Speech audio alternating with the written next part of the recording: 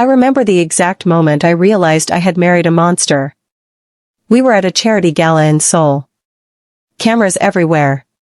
He had his arm around my waist, pulling me close, whispering something that made me laugh for the photographers. Everyone saw the perfect couple. The powerful Korean CEO and his beautiful African wife.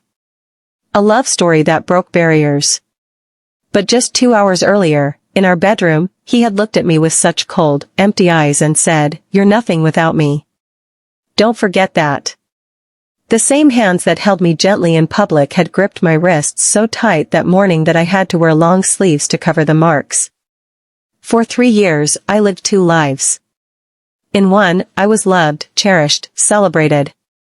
In the other, I was slowly being erased. And the worst part? I stayed silent. I smiled for every camera. I played my role perfectly. I wish I had listened earlier, to the voice inside me that whispered, "This isn't love." But I'm getting ahead of myself. Let me take you back to where it all began. Hey besties, welcome back to the channel. Before we proceed into this very interesting and educational story, please subscribe if you love real-life love stories with deep lessons. And tell me, where are you watching from? The US, Korea, Nigeria, the UK, Canada, Australia, or anywhere else? I'd love to know where my stories reach. I met J1 at an international business conference in Accra. I was working for a tech consulting firm, presenting a proposal on digital transformation in African markets. He was in the front row, perfectly tailored navy suit, eyes locked on me the entire time. Not in a creepy way. In a way that made me feel seen. After my presentation, he approached me. His English was flawless. "That was brilliant," he said. "I'm J1, CEO of Hansung Industries. I'd love to discuss a potential partnership." That's how it started. Business lunches that turned into dinners. Dinners that turned into long walks through the city. He was different from anyone I'd ever met. Focused. Ambitious. But also, attentive. He remembered everything I said. My favorite flower. The way I took my coffee. The name of my childhood dog. Within 3 months, he was flying to Ghana every other week just to see me. "You're the most extraordinary woman I've ever met," he told me one night under the stars at Labadi Beach. "I want to build a life with you." 6 months later, he proposed. Not just any proposal, he flew my entire family to Seoul, rented a private garden, hired traditional Korean drummers and Ghanaian dancers. It was a fusion of our worlds. It was perfect. Everyone said I was lucky. A successful, handsome Korean CEO who was willing to embrace my culture, learn my language, meet my family halfway. My mother cried tears of joy. My friends were envious. I felt like I had won the lottery. But there was one moment, just one, that I brushed aside. During the proposal dinner, his mother pulled me aside. She smiled, but her eyes were cold. "My son has very high standards," she said quietly. "I hope you understand what's expected of you." I laughed it off. I thought she was just being protective. I didn't realize she was giving me a warning. Our wedding made headlines. Korean business titan marries African beauty, a love that transcends borders. The photos were everywhere. Korean news outlets. African blogs. International magazines. We were the couple that represented hope, unity, modern love. And for a while, I believed it too. J1 was attentive in public. He held my hand during press interviews. He spoke about how much he admired African culture, how I had changed his perspective on the world. He posted photos of us on his social media, rare for him, with captions in both Korean and English. We attended galas, business dinners, charity events. Everywhere we went, people stared. Some with admiration. Some with curiosity. Some with judgment. But J1 never flinched. He introduced me as his wife with pride. His colleagues praised him for being progressive. Not many Korean men would marry outside their culture, they said. "You're a trailblazer." Even his friends seemed accepting. They took me out for makgeolli and samgyeopsal, taught me Korean drinking games, laughed at my terrible pronunciation. I felt embraced. Loved. Protected. At home, he still brought me flowers. Cooked me dinner on Sundays. Held me while we watched K-dramas together. From the outside, we were living a fairy tale. But fairy tales don't prepare you for the moment the mask starts to slip. It started small. So small I didn't even notice at first. It was about 4 months into the marriage. We had just returned from a company event where I'd given a speech about diversity in the workplace. It went well. People clapped. Jaewon smiled and squeezed my hand on stage. But the moment we got into the car, the smile disappeared. The drive home was silent. Not the comfortable kind. The kind where the air feels heavy. When we got to our apartment, I tried to break the tension. I think tonight went well, don't you? He didn't respond. Just loosened his tie and poured himself a whiskey. Jaewon? You talked too much. I blinked. What? You talked too much, he repeated, not even looking at me. I invited you to stand beside me. Not to take over the moment. I felt my chest tighten. I was just trying to contribute. You asked me to speak about. I know what I asked. His voice was calm. Controlled. That's what made it worse. But you made it about yourself. People were looking at you more than me. I didn't know what to say. I stood there, frozen, searching his face for the man I married. He finished his drink, set the glass down, and walked past me to the bedroom without another word. That night, he didn't hold me. Didn't say goodnight. Just turned his back and fell asleep. I lay awake for hours, replaying the evening in my head. Had I really done something wrong? Was I overthinking? Maybe he was just stressed. Maybe I was too sensitive. I convinced myself it was nothing. But deep down, something had shifted. Was I overthinking, or was something changing? It didn't happen all at once. That's the thing about emotional destruction, it's slow. Methodical. Like water eroding stone. The silent treatments became more frequent. Sometimes for hours. Sometimes for days. I'd ask what was wrong, and he'd say, nothing. But his coldness said everything. I started second-guessing myself constantly. Did I say the wrong thing at dinner? Was my outfit inappropriate? Did I laugh too loud? He began correcting me. In private, of course. Don't gesture so much when you talk. It's too much. You don't need to give your opinion on everything. Why do you always have to be the center of attention? I wasn't, though. I was just, existing. But he made me feel like I was doing it wrong. Then came the control. He started managing my schedule. I'll pick your outfit for tonight's event. I know what works. At first, I thought it was sweet. Then I realized I wasn't allowed to say no. He monitored my phone. Not obviously. Just little comments. Who's this texting you? Why is your friend calling so much? You don't need to talk to them every day. Slowly, I stopped reaching out to my friends. Stopped calling my family as often. It was easier than explaining why I couldn't talk freely. He isolated me under the disguise of love. I just want us to focus on each other, he'd say. Is that so wrong? No. It wasn't wrong. But it didn't feel right either. In public, nothing changed. He still held my hand. Still smiled. Still played the role of the devoted husband. But behind closed doors, I was disappearing. I started to feel like a ghost in my own life. Present but not seen. Loved but not valued. And the worst part? I started believing I deserved it. Maybe I was too much.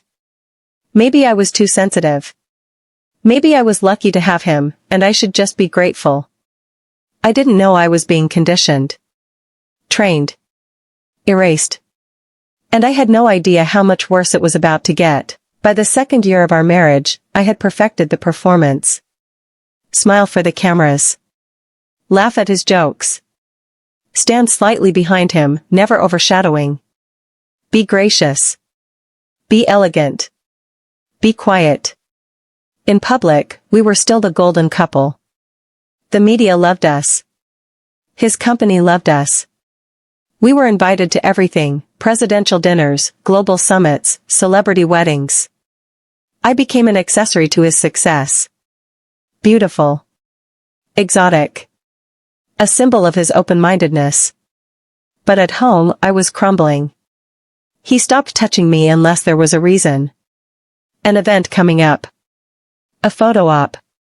A business partner visiting. Intimacy became transactional. And when it happened, I felt more alone than when I was by myself. I tried to talk to him. Multiple times. J1, I feel like we're drifting apart. You're being dramatic. I just want us to connect again. We're fine. Stop creating problems. So I stopped talking. Because every time I tried, I was told I was wrong. That I was imagining things. That I was the problem. I started keeping a journal. Writing down the things he said. The things he did. Just to make sure I wasn't going crazy. Sometimes I'd reread the entries and think, this can't be real. This can't be my life. But it was. And I was trapped. Not physically. There were no locks on the doors. No chains. But I was trapped by something stronger: shame. Fear. Hope. Hope that he'd change. That the man I married would come back. That if I just tried harder, loved better, stayed quieter, things would go back to how they were. But they never did. Because the man I married never existed. He was a role. A performance. Just like me. And I didn't know the worst was still coming. It happened on our third wedding anniversary. He'd planned a private dinner at an exclusive restaurant in Gangnam. Just the two of us. I was hopeful. Maybe this was the turning point. Maybe tonight, we'd reconnect. I wore the dress he liked. Did my makeup the way he preferred. Arrived early. He was late. An hour late. When he finally arrived, he didn't apologize. Just sat down, ordered wine, and scrolled through his phone. J1, I said softly. Can we talk? Really talk? He looked up, annoyed. About what? About us. About how we've been. He sighed. Set his phone down. You're not going to ruin tonight, are you? My throat tightened. I'm not trying to ruin anything. I miss you. I miss us. There's nothing to miss. We're fine. No. We're not. His jaw clenched. His eyes went cold. That look. The one I'd come to fear. You're ungrateful, he said quietly. You have everything. A beautiful home. A successful husband. Respect. Status. And you sit here complaining. Tears started to sting my eyes. I don't care about status. I care about you. About us. There is no us, he said. There's me. And there's the version of you I allow the world to see. Don't forget which one you are. I felt something inside me break. Not crack. Not bend. Break. He paid the bill without finishing his meal. Didn't wait for me. Just walked out. I sat there alone, tears streaming down my face, in a restaurant full of strangers. And for the first time I admitted the truth to myself.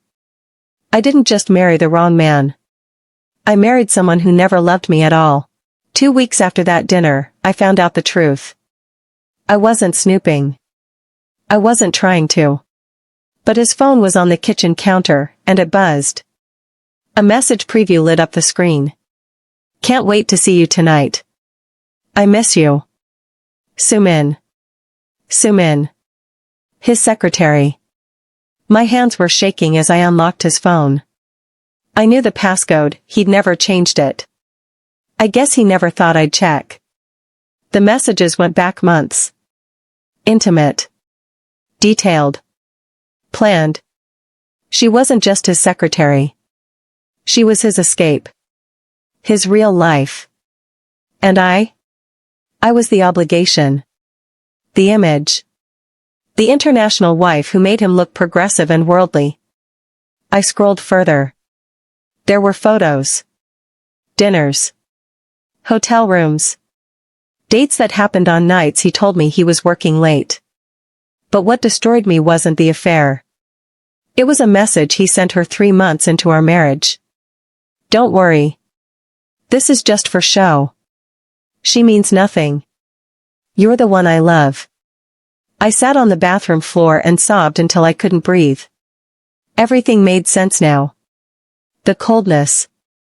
The control. The public affection and private cruelty. I was never his wife. I was his PR strategy. And he never intended to love me. I could have confronted him. Screamed. Thrown his phone at him. Exposed him. But I didn't. Because I realized something more important than revenge. I realized I deserved better. Not better than him. Better than the version of myself I'd become. So I started planning. Quietly. Carefully. I reached out to a lawyer. Gathered evidence. Contacted my family. Found an apartment. 3 weeks later, I left. No big fight. No dramatic scene.